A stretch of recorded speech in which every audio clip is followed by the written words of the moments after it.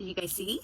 Yale School of Medicine Public Health posts 5 years with SARS-CoV-2 in our midst, and the CDC reports that 43 million Americans have experienced long COVID. Some have recovered, but roughly 17 million, the same number of people who have cancer in the U.S., still deal with the condition, and that number continues to grow. At Yale, Dr. Akiko Iwasaki's laboratory is investigating how the virus can create long-lasting impacts on the immune system. And with many left incapacitated by the novel condition and at risk from rolled-back mitigations, the desperate need for answers grow. There is a lot we don't know, Dr. Iwasaki says. Based on our insights of the drivers of long COVID disease, we need to develop diagnostics and therapies that restore healthy immune systems and people's health back to normal.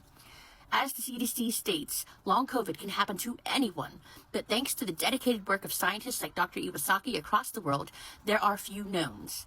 Scroll through for the explanations we have and the ones 17 million Americans and counting need. What we know and don't about COVID-19's effect on the immune system. Lasting impact. Growing research shows infection with SARS-CoV-2 can create lasting differences in some people's immune systems. This looks like 1. Altered immune system cells. Severe cases of COVID-19 can change the parent stem cells that generate immune cells. These altered stem cells create cells that are more inflammatory. 2. Viral reservoirs and fragments. Proteins and fragments that have been found in people with long COVID can set off a continuing immune response and amplify inflammation. Number 3. Immune dysregulation and chronic inflammation. Dysregulation, when some immune cells are working hard and others are exhausted. How long it can last is unknown. 4. Triggered autoimmune conditions, blood clots, and latent viruses. COVID-19 infections can trigger autoantibodies and lead to autoimmune disorders.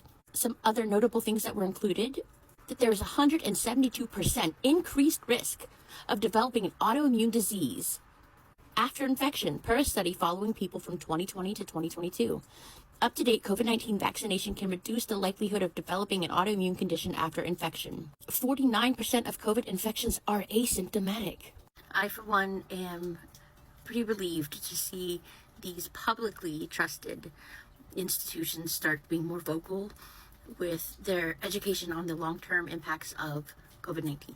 I've covered Dr. Iwasaki in the past a lot on my previous account, but there may be a few videos still on this one as well. She has been very important with studying a lot of the immunological effects, specifically MHC1 downregulation. She's completed several studies regarding that and the extent to which this virus downregulates MHC1, which other viruses do not do.